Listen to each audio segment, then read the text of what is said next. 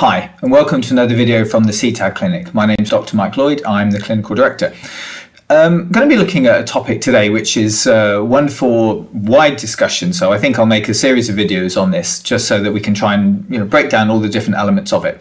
And this is about integration. This is a big part of working with complex trauma and dissociation. So we're thinking about dissociative identity disorder, other specified dissociative disorders, DID, OSDD, because that's really where the integration comes in. For dissociative amnesia, depersonalization, derealization, integration isn't really such a feature of those of the way we work with those things, although, as I will discuss in later videos, integration is a broad topic and we can come back to lots of different definitions of that. But specifically within DID and OSDD, integration is a major part of the work, and in the actual process of delivering therapy, the phase treatment model within structural dissociation is stabilization, trauma exploration, and integration. So those are the three phases that we work with. So clearly integration is a big deal. Now, for many people, and this is a question that was recently raised by Malika on the subscriber comments within the channel, so thank you very much, Malika, for that. But this is something that gets discussed many times when I supervise people and when I have discussions with my own folks that I'm working with DID and OSDD. Integration is a very common discussion point for us to have. So it's really important for us to understand what integration is, to look at it in detail, which we will be doing over this short series on this topic, but to kind of clarify a key point in the video today, which I think will be very useful for people just to understand where our framework is for thinking about that. So the question that's posed is, do I or parts need to integrate in order to heal? I hear this question a lot. This is a common topic. I think if you go on forums and if you look at these various different online discussions, integration will be a big feature about that. Some people do have integration as their goal. Some people do not have integration as their goal. Does that mean that some are going to do well and some are not going to do well? I mean, this is exactly what we're looking at. There is no real hard and fast absolute that one thing covers everything. It simply cannot work like that. Everybody's individual. Every system is individual and working its own way through. So therefore, integration is a feature of that individual unique properties of whoever we're working with and whatever sort of like framework we're taking on to try and understand the nature of that system and the trauma that is held within it.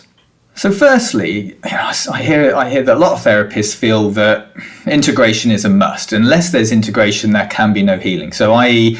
integration, if we're thinking of that, is a unification of sorts. It's a coming together. It's a point at which the person and the system integrates, fuses, comes together, does whatever it does, unifies into a whole where what we're left with is a single individual, a person without a system, without alters, without DID, and they're living as a sort of single unified person out there in the world.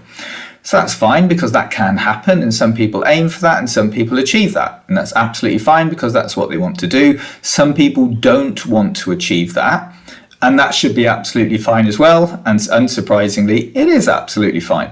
Many people do extremely well without having integrated all the parts into sort of one unified whole, and they still have parts and they still have alters and they still have a system, and they're out there in the world and they're doing fine. So therefore, integration is not needed for healing, because it comes down to, I suppose, what we decide on what healing means. Does healing mean the absence of the condition? So there's no DID. So you can't be healed unless there's no DID, there's no OSDD. That's simply not the case, because we're talking about healing from trauma, not healing from the defense system around that trauma. So yes, we're looking for people to be healed from their trauma, but many people become healed from their trauma and maintain their system and their parts and their alters. So are they not healed? Well, of course they are, because the trauma is no longer getting in the way of life. Their defense system, the dissociation, remains in place, but it's not dysfunctional. It's not causing them harm or grief in their life.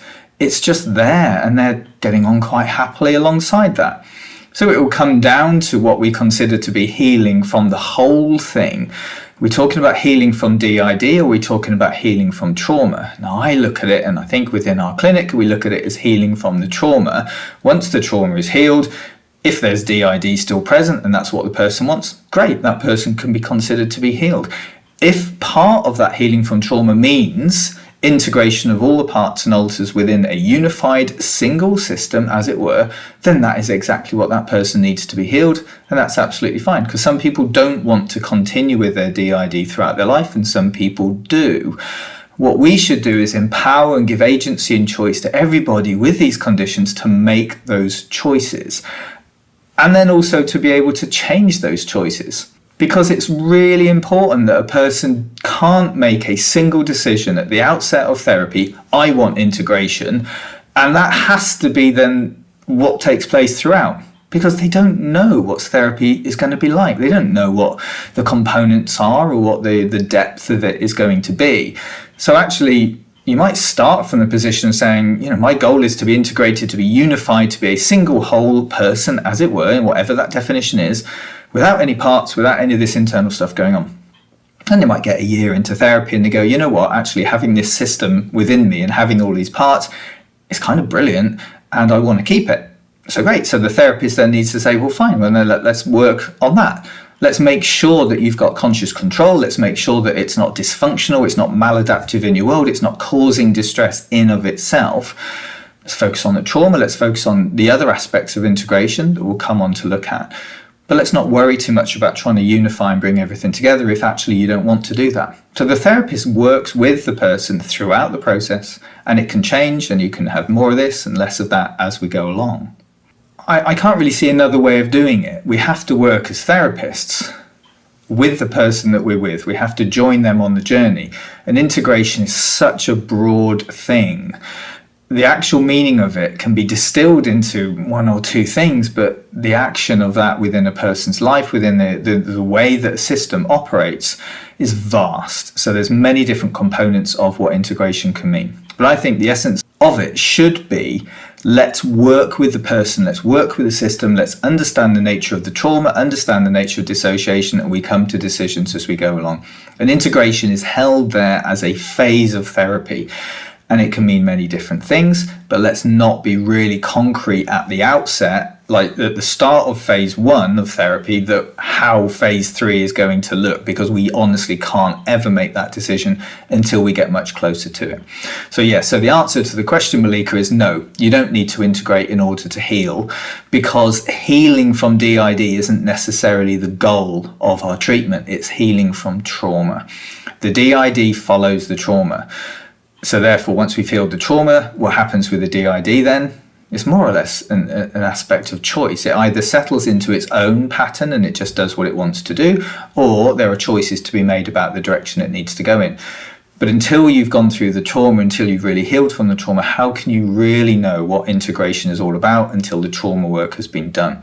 That's why integration sits after trauma exploration and not before it. So let's get the trauma work first done, and let's worry then about integration. So I'm going to do a couple more videos on this series, and we'll come back to looking at the components of integration and what that might be. Please leave any comments and thoughts in the comment section as below.